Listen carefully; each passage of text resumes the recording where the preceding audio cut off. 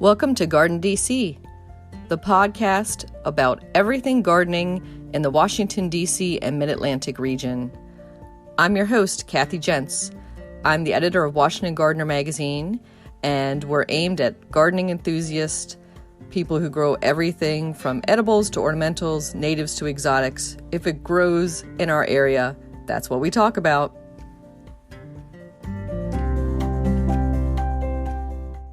For this week's episode of Garden DC, we're speaking with Debby Ward, the founder of Prior Unity Garden. She's a professional organic gardener, a speaker, instructor, coach, and writer. Welcome, Debby. Thank you, Kathy. Happy to be here. Yay! So, Washington Gardener readers and past attendees of our annual seed exchanges will be familiar with Debby because she's spoken at our seed exchanges and participated in the past few years and been one of our more popular speakers. So I thought we would have her on the podcast to talk about all things seeds, but especially seed saving. It's a good time of year for it, that's for sure. hmm Yeah, it's so busy with everything else going on in early fall, but taking a few minutes to save those seeds, you'll thank yourself in the future. Definitely. Because there's certainly some benefits for saving your own seed. The most popular of which is that you're not having to go out and buy more seed. That's very true. And saving money, top of the list for a lot of us these days. What other benefits do you think there are for seed saving? Well, it's very satisfying. It allows people to see the entire cycle of growing something. So there's a lot of satisfaction in saving your own seed. It also allows you to just have some food security for those who are concerned about it, because you've got a store of a garden in a small space by saving and storing your own seeds. That's a great point about food security. With this past spring, where a lot of our seed companies, mail order seed companies especially, were putting a pause on ordering because they were just so overwhelmed by all the new gardeners, having access to your own supply is a great side benefit. Definitely.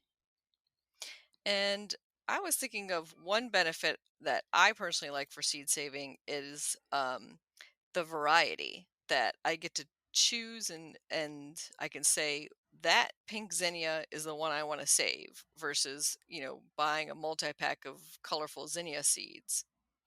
Exactly. And that's if you find, I say to folks, if you find something that you really love, whether it be a tomato or a zinnia, then that's something to prioritize with regards to your seed saving planning. hmm And we'll get into the how of seed saving in a little bit, since we're still talking about the why, and some things that can't be saved, and some things that are easier to save. And I know that some things just aren't worth saving. That our time and effort does have some value, is and is not endless. So we'll get into that in a minute. But first, I wanted to talk about Debby and how you got into gardening. Sure. Well, I've been gardening since I could crawl, quite literally around my parents' garden. And so, uh, about 12 years ago or so, I had a life change, a health change sort of happen simultaneously, needing to do something else. And my friend said, "You know what? You should start a gardening business because you help everybody garden. You can grow anything." And so that's how Prior Unity Garden started, how the business started. But I have literally been gardening all of my life. And that's one of the things that I'm able to bring to folks is a lifetime of hands-on gardening experience and shifting with the times, shifting as things change in gardens and garden trends, as well as different climatic situations. We get to help folks be successful. Hmm. So would you describe your business as a garden coaching business, or how is it set up? Well, it's services. What I like to do is to start off and just chat with folks, have a 20-minute chat, find out where they're at, what their goals are, to discover how I might be able to be helpful for them. I do a lot of garden coaching.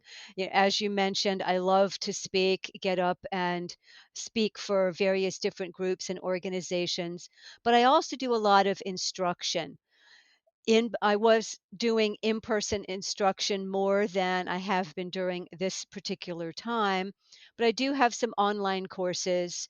And what I've been doing a lot of lately is a combination of doing some coaching as well as some instruction, one-on-one as well as in small groups. And I've just developed a membership program for people to get sort of get a little more of me, get some Q&A time, get some exclusive webinars and things like that. So I'm just always out there looking to see what's going to help the gardeners be successful. Hmm. And I know that you're based in Northern Virginia. How far out would you go for, say, a garden consult?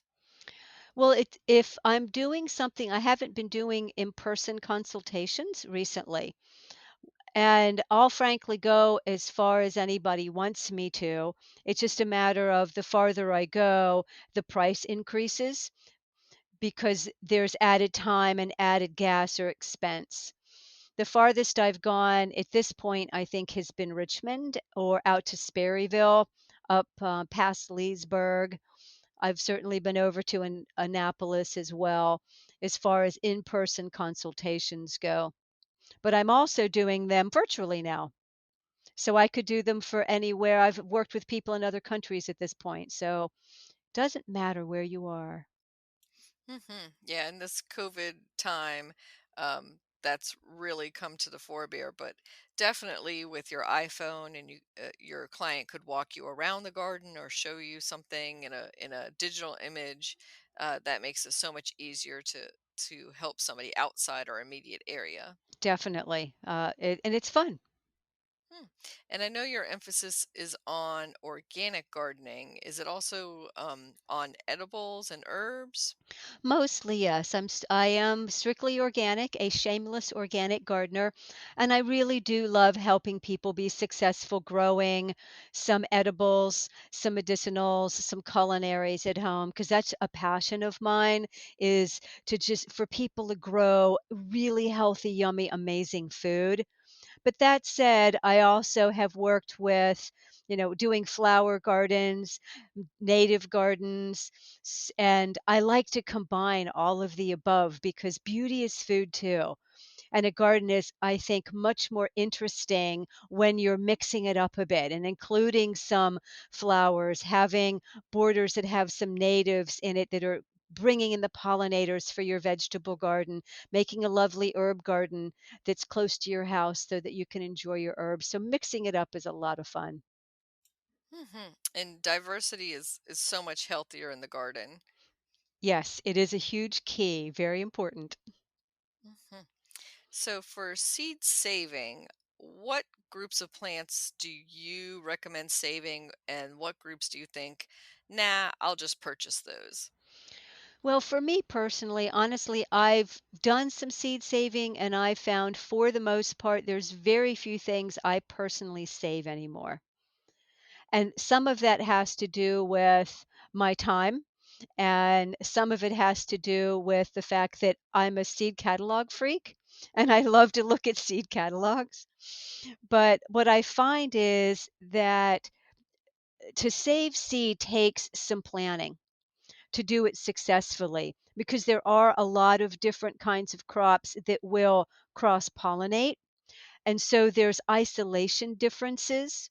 And in some cases, the amount of area needed to isolate one variety of a plant from another can be corn, for example, is fairly is one that's quite far, can just be too difficult for a home gardener. And then there's also some like carrots that are going to cross pollinate with some of the wild members of the same plant family, such as Like Queen Anne's lace, maybe? Yes, Queen Anne's Mhm, lace, that was what I mhm. was trying to remember, I Yeah. had the image in my brain. So those can be more difficult. So for a home gardener that wants to start out saving seed, the plants that I would recommend starting with are going to be your beans and peas. And the reason why I recommend those to start with is twofold. One, it's dry saving, which means you don't have to worry about water and timing and having something ferment, and I'll talk about that a little bit in a little later with regards to everyone's favorite food to grow, tomatoes. But with beans and peas, they're just super simple. They don't cross pollinate very much. In fact, peas don't cross pollinate. Your bush beans cross pollinate a little bit differently than your pole beans do. The pole beans are a little less likely to cross than your bush beans, but I haven't really found that even my bush beans will cross pollinate. And what I mean by that is when you're saving seed, the most important thing to start with is to know that you need to start with a seed variety that's called open pollinated. And what open pollinated seed means is that it will pollinate in the open, quite literally. It's not a hybrid seed. I'm not talking about genetically modified seeds. I'm talking about just a basic hybrid that was a new variety created, as I say, the old fashioned way with people acting like bees. An open pollinated variety is going to do something called grow true from seed. And what that really means is if you save seeds from that plant and you replant those seeds, you're going to get the same darn variety. So if you find a variety of bean that you really love, then you simply want to keep some of those on the plant, let them dry on the plant before they completely fall out of the casing. You want to harvest some of those up. Save them for a couple of weeks in a dry, cool, dark place, and then you just easily pop those seeds out of the shells and let them dry for another week or so. Save them in a sealed container, preferably dry and cool, so that you're not going to get any moisture or molds that could infect your seeds before you plant them the next year. And that's it for the beans and peas. Super, super simple. So those are the ones I still tend to save. And those are the ones that I recommend folks if you want to get into seed saving. They're just the easiest place to start. And if you save a bunch of seed and you realize that you don't necessarily need all of that seed in your garden next year, you've got dry beans that you can make soup out of. Yeah, and they're pretty. So if you I was gonna say, if you have a jar of saved beans or peas, on a shelf, it's nice to look at, nice to say, "Oh, I collected those. Those are mine." And I wanted to put in a note there also for labeling immediately because Yes. you will forget. Yeah. No matter how much you say you're going to remember because it looks different than maybe some other bean, especially if you've got more than one variety, labeling is critical in everything. Mhm. I Yeah, absolutely so agree. so when you're taking, say, the drying casings, the little pea pods that have dried on the plants, do you put them on a piece of paper with a label at that point, or how do you differentiate and label?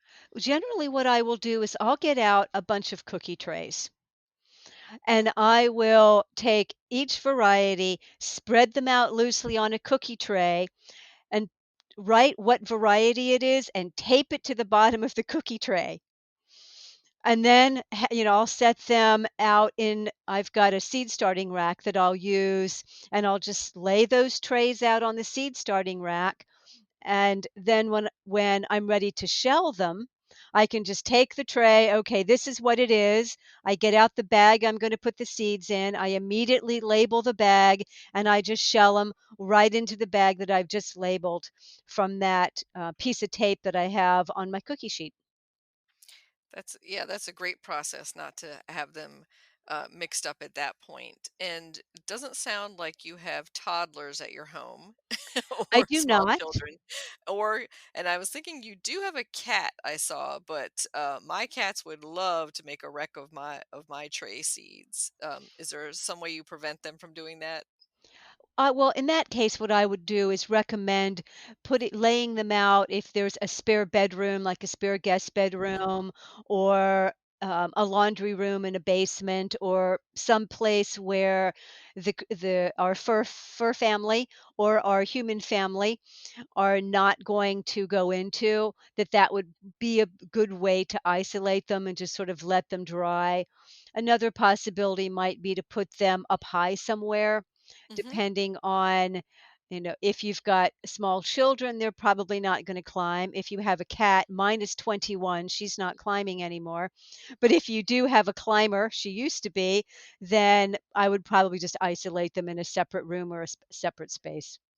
Yeah, that's a great tip to just have a dedicated separate, it could be a closet or your pantry or just anywhere that is not going to be accessible for that drying period. Yes. And so you talked about open pollinated. So let's define and talk about hybrids a little bit. Sure. So a hybrid seed, one other note I'll make about open pollinated, when you're looking at seed catalogs, some of the seed catalogs will designate open pollinated by the initials OP. And you'll see that some companies just, that's all they carry are open pollinated seed. The hybrids are often designated in catalogs by the letter F and then the number 1, which stands for first generation. So what they're saying to you is this is a hybrid seed and it's the first generation of this seed. So in this process, as I said, there are loads of breeders around the world who are creating new varieties.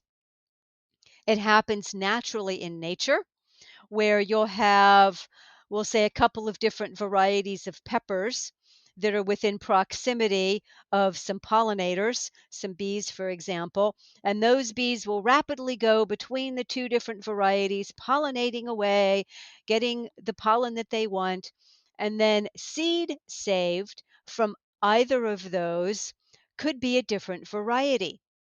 That's cross pollination. That's how nature creates a new variety. So with hybrid varieties, you've got humans basically doing the same thing. We're mimicking what bees are doing or what pollinators are doing, but we're doing it in a methodical fashion. And there are all kinds of hybrids out there. As far as some of them will be certified organic, some of them will be certified something called biodynamic, some of them will not be. Either one does not necessarily mean it wouldn't be something good to use as an organic gardener. The thing about the hybrid seeds, the pluses to me are of hybrids, especially the more modern hybrids, is that they will often be bred for some sort of a disease resistance or a pest resistance of some sort. So if there's I've had a lot of problems in the last few years with cucumber beetles on my cucumbers. So I've started buying hybrid cucumbers that are more resistant. So that's one example where I would prefer a hybrid over an open pollinated. In Hmm. that case, I'm not saving my cucumber seeds, but I'm also not growing oodles of cucumbers. As a home gardener, I may be growing 4 or 5 cucumber plants at the most if I want to do pickling. So that seed packet, even though the hybrids may be a little more expensive, that seed packet's still going to last me for a good 3 seasons, if not more. So I don't mind buying hybrids in certain cases. Hmm.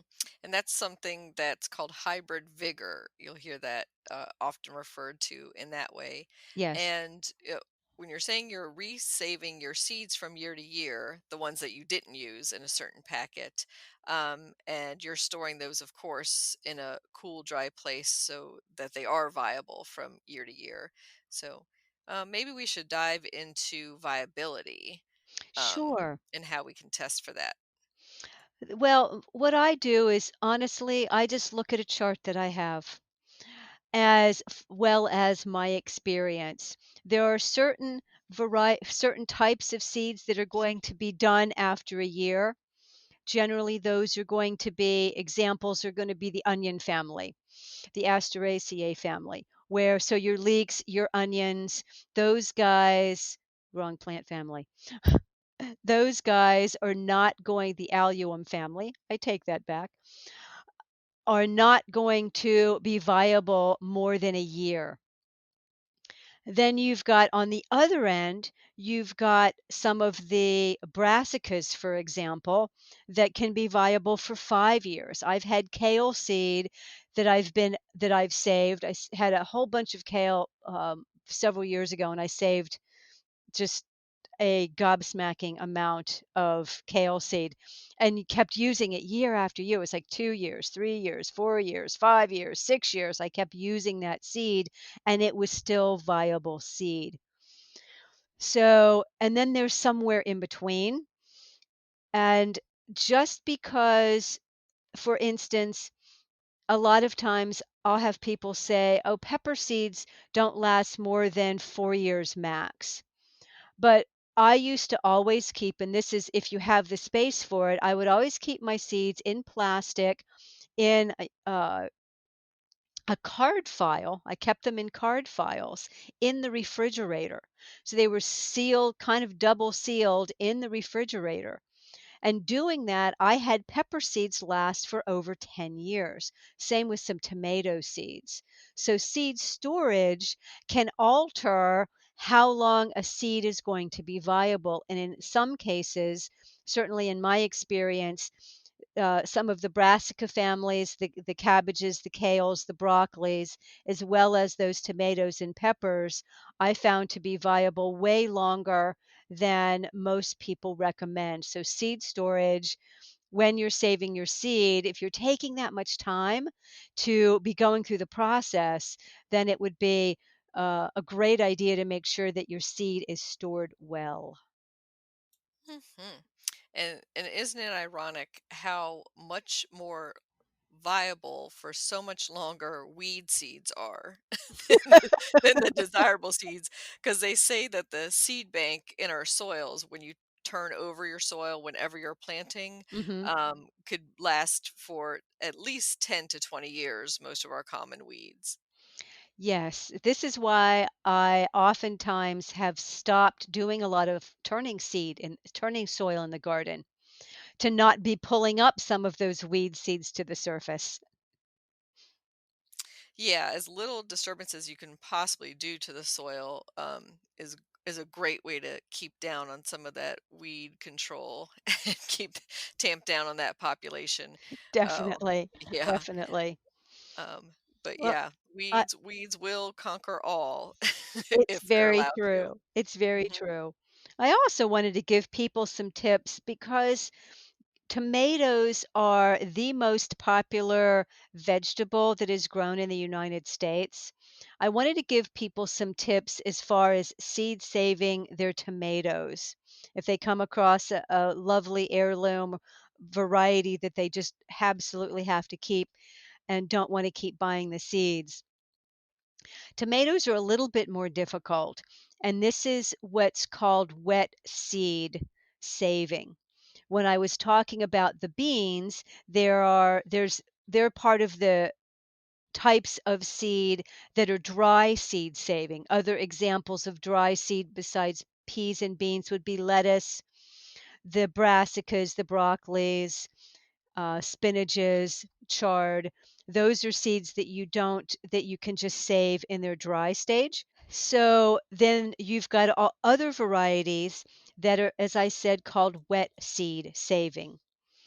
So for tomatoes specifically, what the recommended isolation difference between varieties, everybody hold your breath, is 35 feet for an heirloom. Now, most of us do not have 35 feet in a small home garden.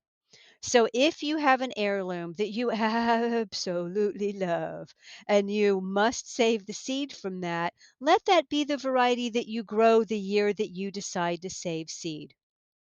If you want to make absolutely sure you're going to get that variety again. So what you want to do is you want to harvest those tomatoes when they're fully ripe, and then you mash them into a container, just like a canning jar, something glass is what I like to use. Put a lid on it that's loose. You don't want to seal it in, and you're going to let that container sit at room temperature, and it's going to start to bubble up. It's called fermenting. Some people may see this term of fermenting seeds, and this is what they're talking about. This is the process. So you let those seeds and that tomato mush sit at room temperature and bubble up until those bubbles stop forming, which is usually in about 36 hours. While that process is going, you're going to want to stir it a couple of times a day, like, every 12 hours or so. You get up in the morning, you stir them a bit. Before you go to bed, you stir them a bit. Then, once the bubbles have stopped forming, you want to get that pulp. Get rid of those large chunks, very easily rinse the seeds, getting all the pulp off of those seeds.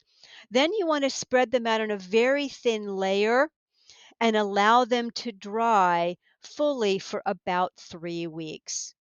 And the way I do that is I'll spread them out on a paper towel and I'll put them on a drying rack out of the sun and just sort of out of the way, like I was saying with the cookie sheets, for about 3 weeks and make sure that they're completely dry.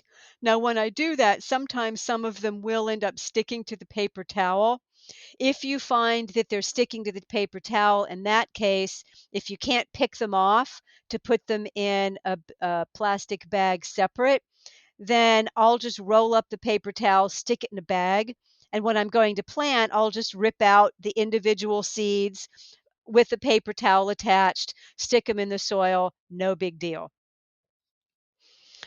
So that's the detailed process for tomatoes, um, which reminds me of something else that I want to mention that I find has been one of the hardest things I've seen people do when it comes to seed saving.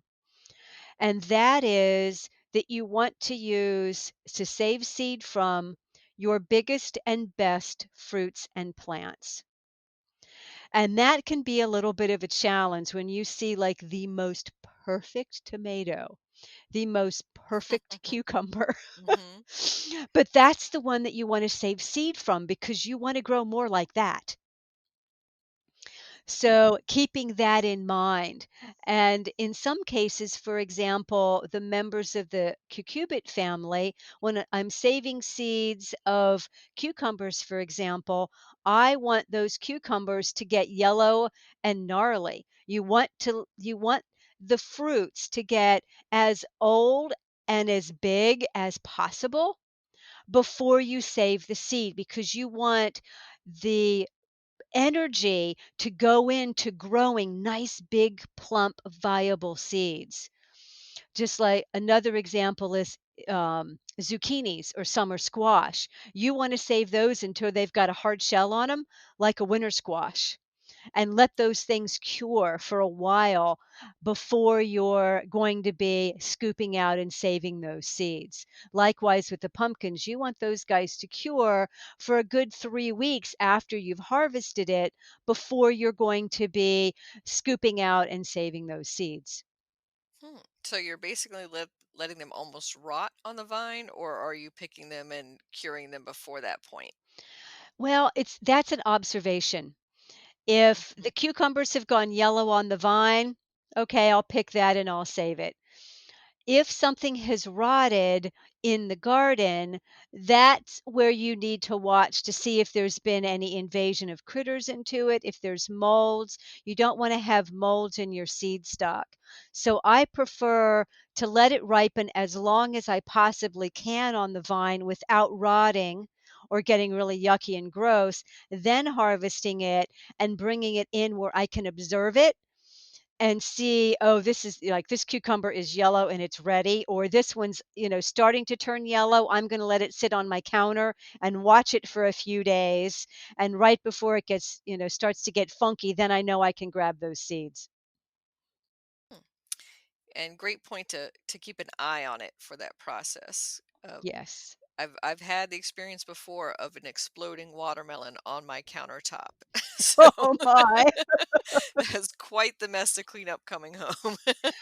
Yeah. Yeah, watermelon juice everywhere because I was saving that one sugar baby for seed saving as an experiment. But yeah, a little bit one day past where it was supposed to go.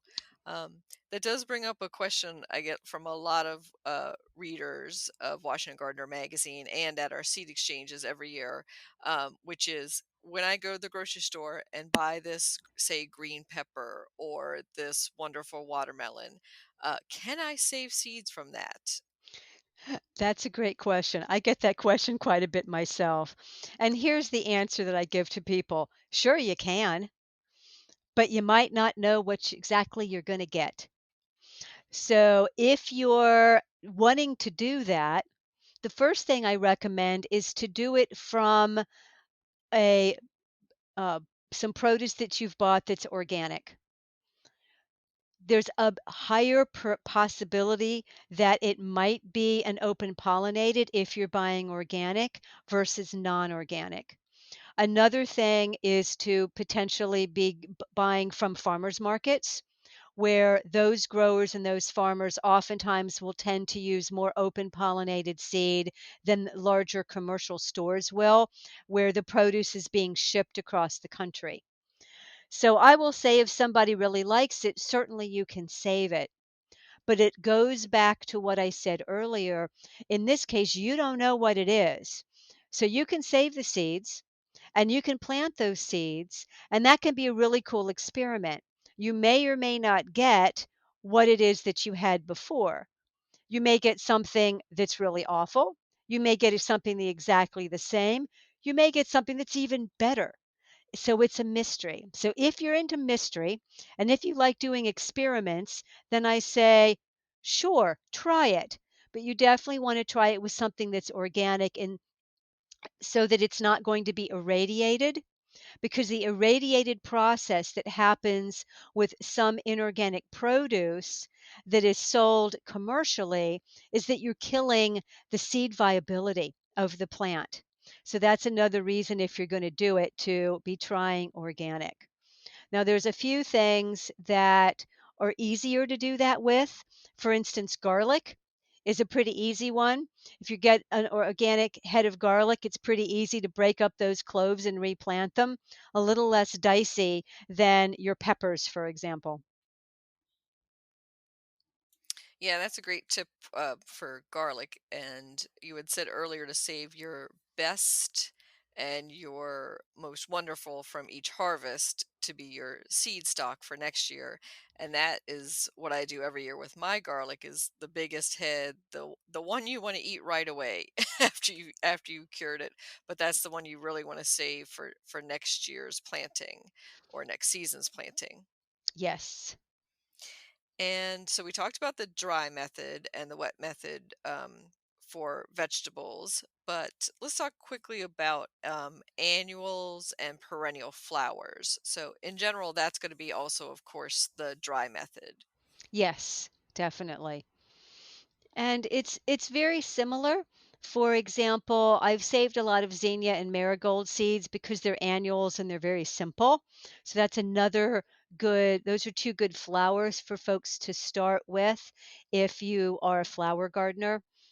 And for most flowers, what you're doing is you're not deadheading the flower. At a certain point in time, you're allowing those flowers that are on the plant to start to dry on the plant. At some point, what I'll do, the longer they can, and this goes for any seeds, the flowers as well as anything, the longer it can stay on the plant itself and dry and make seed, the better. because plants are made that way. They're made to reproduce. That's their whole life. And especially with the annual flowers, that's why they're so showy and so gorgeous and so fun, because they know they've got 1 year to do it, folks, and they've got to go to seed. So if you're at some point, I will stop deadheading if I want to be saving, and deadheading is just clipping. What I call it is, it's basically cutting your flowers and bringing them in to look at them in your vase. But it's making sure that the plant continues to flower. Because once you leave the flowers on the plant, then the plant gets the signal, oh, okay, I'm starting to reproduce now. That's why I exist. And so it will stop putting up flowers and will start the process of putting all of its energy into nice, viable seed for the next year because that's its goal in life. So at some point, I stopped deadheading. I'm actually looking out my office window right now at a beautiful zinnia plant that I've done exactly this with. And I've stopped harvesting the zinnias and I'm letting them start to dry on the plant. Now, the thing you want to watch for is that you don't want it to dry so far that the seeds start to fall off the plant, unless, of course, you want them to reseed, and then it's a good thing. But if you're saving them, like I want to do with these zinnias, is I'll watch till the plant is dry and almost completely dry, preferably all the way dry, and harvest it. And then I will bring those branches in, tie them, I'll put them in a paper bag in a dry, dark place, let them continue to dry before I take them off of the plant. And that's pretty much how I do every flower, whether it be an annual or a perennial. Mhm. And I think similarly for herb seed saving. So a lot of the herbs we grow, we want the fleshy leaves to use in our cooking, and we don't want them to go to flower and create seed. And then there's other herbs where the seeds are the edible part. Can you talk about a few of those? Sure, and there's some that are both. Hmm. So I'll use cilantro as an example. So we love cilantro for the leaves. We also love the seeds for coriander. So I decided to start with this one as an example because it's also one that I like as a companion plant in my vegetable garden because it is a host for adult parasitic wasps that the larva of which can be very beneficial for keeping other critters down in your garden. So I like to put in my cilantro. I like to seed it actually in the fall. It's another reason why I picked this one because you could go out and you could seed it now. It's actually likes cool weather. I tend to overwinter it. I'll often put it in a hoop house to do that, although I've had it overwinter without protection before here in Northern Virginia. Plant my cilantro. You enjoy the leaves. I leave some of it to go to flower in the spring, which allows it to attract and keep those wonderful beneficial insects. And then it starts to go to seed, and I get cilantro, I get coriander seed. So there's an example of a super useful plant where you have both. With basils, I tend to continue to harvest the leaves until a certain point, sort of like with the example of the zinnias, and then I'll let the basil go to flower and let it go to seed. And again, I'll do the method, and I do this with a lot of herbs, is cut off the seed heads and then put them in the paper bag and let them dry. But that also brings up another note. When you're putting those seeds and those stalks in a paper bag, label your bag, especially if Hmm. you've got more than one variety of basil, for example, or more than one variety of kale. I have gone, I wonder which it was. Yeah, and that's a great tip to label those bags right away as soon as you bag them up. And the other herbs that are similar to cilantro, where we like the leaves, but we also eat the seeds, would be something like dill or fennel. Um, and I was going to ask how we can set some seed aside of not for use in cooking. So just to make sure that you don't use it all up in your cooking, that you actually save some for growing. Well, my method for that's pretty simple, and it's interesting you said that because I have a bowl of fennel seed that I just took out of the bags, and took off the seed heads that's sitting in there that I need to split. When I'm going to be using seeds of any kind, whether it be the herbs or the beans where we started earlier, is I will take the bowl that I've just done and I think, okay, how many do I realistically need to plant next year? And I scoop those out and I put them in my plastic bag. I label that bag and I put it with my seed storage. The rest of them I put in a jar and I label and I put them in my spice cabinet. Mhm. And I'm Simple. gonna do yeah, that is simple. And I was gonna do a little plug here for our seed exchanges again, and the annual seed swap day, which is you can find more information at seedswapday.com to, set one more scoop aside, one more bag that's labeled to bring to your local seed exchanges or seed swaps. Oh, and that's a really good idea. And if you find, like last year, I have to agree, your seed swaps were just a blast. Everyone who's listening, go to the seed swaps. They're fantastic. Last year, I had an abundance of Christmas lima beans. I had pounds of them. So I was able to bag up several different packages to bring to the seed exchange, have plenty that I was able to gift my friends, and plenty to eat all winter long. Hmm. And I was going to say that your tip about putting the flower heads or the herb heads inside a paper bag is another benefit of that is how tiny a lot of those seeds are, especially for some of our annuals like Cosmos and Celosia, where Mhm. they're just basically the size of a tiny pinhead, the little black seed. And then we have edibles besides herbs that have tiny, tiny seeds like lettuce. So when you're letting your lettuce go to bolt and flower and form a seed heads, that's definitely not something that you will be collecting outside outdoors in the garden. You will uh, quickly see that disappear into the wind because it's such a light, tiny little seed. Yes, and that's why I like to watch when they're in the garden, and I'll do it with the brassicas too, is, cut off the stalk where the seeds are, and I'll have the bag right there, and sometimes what I'll try to do is sort of bend the stalk with the seeds on it into the bag as I clip it off and it falls into the bag so that I'm not losing all of those seeds. And another advantage of doing that comes to another phase in certain types of seeds. Certainly, the lettuces are a good example, as well as the zinnias and some of the other flowers. You've got those, or your herbs. You've got those seed heads now in your paper bag. They've sat for a couple of weeks. You have checked them. Yes, they're really good and dry. You want to make sure they're super dry so that you're not going to get mold or when they're in their plastic for the winter. You still need to get those off of the plant.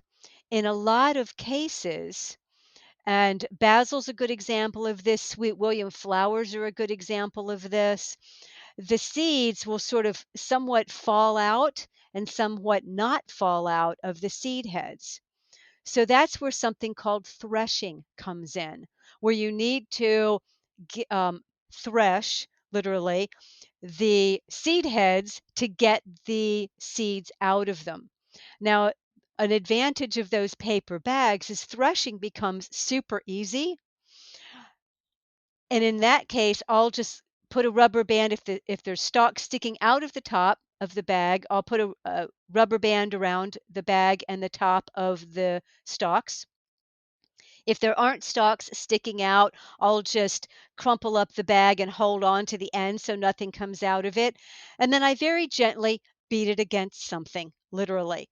the side of the wall, the kitchen cabinet, onto the floor, and just sort of gently beat what's in the bag, thresh it so that all those seeds come out inside the bag. And that makes it much easier. Then you can, carefully take out the stalks, sort of crumple them in your hands, the seed heads in your hands a little bit if as they're coming out of the bag, in case there's a few seeds that haven't come out yet. Set those aside. Then all that's left in the bag are going to be your seed and potentially something called the chaff, which might be the outer casing of the seed head that the seed came out of. Then I could just pour that in a bowl, and if there's a lot of fluff of the chaff, sometimes I'll just blow on it. I do that with basil seeds. I'll just lay them out, I'll dump them out on a table, and I'll just very gently blow on them, and all of that fluff will just be out of the way. I can scoop them right up and put them in my bag. Mhm. Yeah, I just love the way Mother Nature knows, and she's designed it so that when a seed casing opens up in the wild, that the seed is heavier than the breeze and drops straight to the ground, and then the chaff, as you say, or the fluff, just floats away. Y So Yes, I yes. know commercially, some seed houses will use fans. Hmm. They'll literally set up a fan to blow some of that off to mimic the natural wind process. Hmm. And I've even seen workers at like an heirloom seed company use hand fans and just come up with their hand fans and blow across some of the seeds that have been sorted and dried on a floor or a pallet. So that's Makes always sense. fun. Yeah, cool, very cool. So earlier you had mentioned that you are a seed catalog nut and Yes. love to sit and read seed catalogs. Could you recommend a few of your favorites? Sure, I would love to. I always love giving plugs to my favorite seed companies. So people often ask me, because I'm a seed nut and I do a lot of teaching people about seed starting and have various systems for that. What I do is I buy from about 15 or so different seed companies, but I'll start off with what I call the generalists.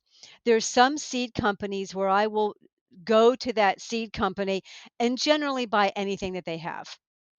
And then there are other companies that I call my specialists because I have found that this one particular kind of thing grows great from that company. And I'll give you some examples of both. So I don't have one favorite seed company. I can't answer that question for people. What I can do is I can give you some of my favorites. So I'll start off with Territorial Seed Company, which is in Oregon, and they have a fantastic variety of seed for the home gardener or commercial gardener for that matter. They've just got a fantastic variety of both open pollinated as well as hybrid seed. And one of the things I'll also say to folks is because this is one of my passions and one of the things that I like to pass on to people, I've come up with 16 criteria to vet seed companies. So I'm pretty darn picky. And I do that because I found over the years that people have come to me and said, "I don't know what a good seed company is." And it's great for me to tell you, and I'll give you a few more in a minute, but I also like people to know that there are differences in seed companies. And so as an organic gardener, I choose Territorial, for example, because for two reasons. One, of their variety, and I've had very good seed germination rates with them. The other that I like is they're the one seed catalog as a food gardener that has a fall and winter catalog as well as a spring and summer one.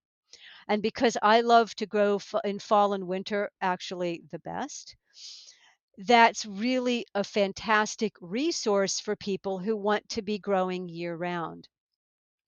Another favorite generalist of mine is high mowing seeds, When someone comes to me and says, I don't want to think about it, I just want everything organic, I say go to High Mowing because they are 100% organic. There are other companies that are as well. I've just got a long relationship with them, and they are an outstanding company and are always looking to partner with new organic and biodynamic hybridizers to bring you amazing new hybrids. So I say, if you've got an issue with something, you need a hybrid, High Mowing's my go-to for that as well. Here in the Midwest region, or the Midwest, the Mideast region, where we are in the Washington, D.C. metropolitan area, Virginia, we've got an awesome local seed company, Seed Savers Exchange, and they're another of my favorite of the generalists, especially not only for the folks that live in the southern part of the country, because they have the largest variety of things like okra and peanuts that you're probably going to find, but they're also a fantastic seed company with some incredible variety of seeds. Hmm. Some Oh, of them, Debbie, do you mean Southern Exposure Seed Exchange? is that not what I said? Oh, you said Seed Savers Exchange, which is Okay. also a fabulous company too. Yep. Okay, so Yep. everything I just said, folks, is about Southern Exposure Seed Exchange Yes. in Mineral, Virginia. I will talk about because the next one I was going to mention was Seed Savers Exchange. And I love them because they have the largest privately held seed bank in the United States. They're 100% open pollinated. And so buying from them, you're just supporting incredibly important work as far as seed diversity and seed sovereignty goes. So they're out of the Midwest, another wonderful generalist company.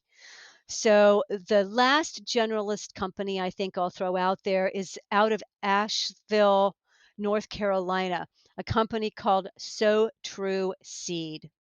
And they're completely open pollinated. And one of the things I love about them is that they get, if they're not growing their seeds themselves, the majority of their seed are from small family regional farms. And I love supporting small family farms. So that's one of it's all their seeds are all open pollinated. And so when you're buying from So True Seed, you know that you're supporting small family farmers across the middle of the country. And that makes my heart happy.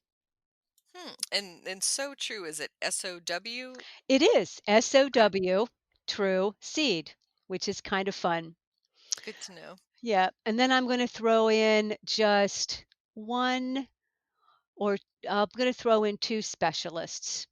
Wood Prairie Family Farm in Maine is where I love to get organic seed potatoes. And for all kinds of cool weather greens that are funky and not necessarily what you're gonna find in other seed catalogs, is a company called Adaptive Seeds. They specialize in varieties that will grow well in the Pacific Northwest. So if you're listening from the Pacific Northwest by chance, they're a fantastic company to go to. But what I found is in this mid-Atlantic region, their greens that you grow in the cool seasons just rocket here. They're fantastic. And there's some really cool things that you're not going to find elsewhere. So I want to give them a good plug too. Wonderful. I have to try out something from Adaptive Seeds myself this winter or next spring. So thank you so much, Debbie. How can our listeners get in contact with you? Well, you can go to my website, which is priorunitygarden.com. And that's garden with no S because it's only one garden spread all over the earth. You can also email me at Debby, Debby, at priorunitygarden.com. Right. Great. And we'll put a link to the website in our show notes and also to our seedswapday.com website so everybody can learn about local seed swaps and exchanges that happen around the last week of January and beginning of February. Of course, in these times of COVID, some of those may not be happening this winter, may or they may with social distancing and some restrictions. But do stay tuned on the seedswapday.com for any updates on those. And thank you again, Debbie. Any final thoughts on seed saving? Well, I don't, it's a fun thing to try. I think any gardener should try it at least one time. And if anybody has any questions, what I like to say is to overcome your blocks to growing healthy, yummy food at home. Just simply seek professional organic gardening advice and get some training. And that's why I'm here, is to help folks out. So if anybody has any questions, please feel free to ping me. I'm happy to chat gardens. Wonderful. Thank you, Debbie. Thanks, Kathy. Great to be here.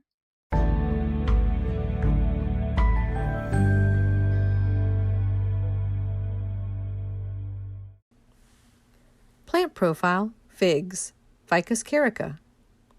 Figs are easy to grow and are a great choice as both an edible and ornamental plant in your garden. Figs need full sun and can grow in zones 6 to 11, though in zones 6 and 7 they will need some extra winter protection, and you will want to select the more winter hardy varieties like Celeste, Chicago Hardy, and Brown Turkey. Even with added winter protection, if we have a very cold winter, they can die back to the ground, but will usually regenerate from the roots. They are ideal for small space gardens as they can grow in containers or be planted and pruned as shrubs instead of trees. Fig varieties sold in the U.S. are all self-pollinating, so you only need one plant to produce fruit. Keep them well watered, especially if they are growing in containers. Figs hate root competition, so make sure there are no weeds or other plantings in their root zone. You can mulch lightly in that area to retain the soil moisture. You can prune fig trees in late winter before the new spring growth begins. Be sure to remove any dead, diseased, or damaged branches. Then thin them back to control their size and snip off any ground suckers. Fig trees are easy to propagate from cuttings, so you can share those healthy pruned twigs that have at least 2 buds on them. You may find yourself competing with the birds for the delicious figs. Place bags or netting over the fruit to prevent wildlife from getting them before you do, and harvest figs when they begin to soften. Figs, you can grow that.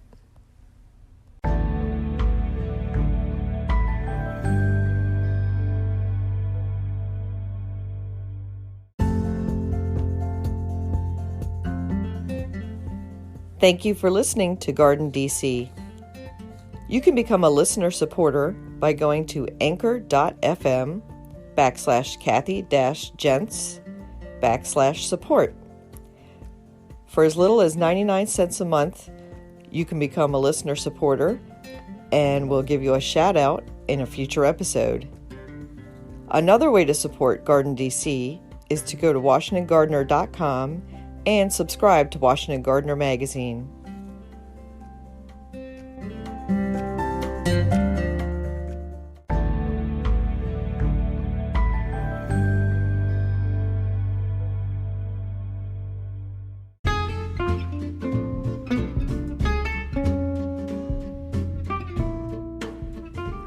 What's blooming in my garden this week is the Mum Sheffield Pink. It's also known as single apricot and hillside pink Sheffield, or just Sheffield. The most accurate name probably is that single apricot because to my eyes it's a very peachy, daisy looking mum with no pink at all really. It stands about 2 feet tall, can get a little leggy and flop over, but it's great for cutting and using in arrangements. It's also a great companion plant to several other fall bloomers like the tall sedums and salvias. I love it in my garden just because it reminds me of the gardener who passed it along to me at a plant swap years and years ago. Sheffield Pink definitely is one of those plants you should have as a backbone in your garden. It's a hardy mum, an oldie, but a goodie.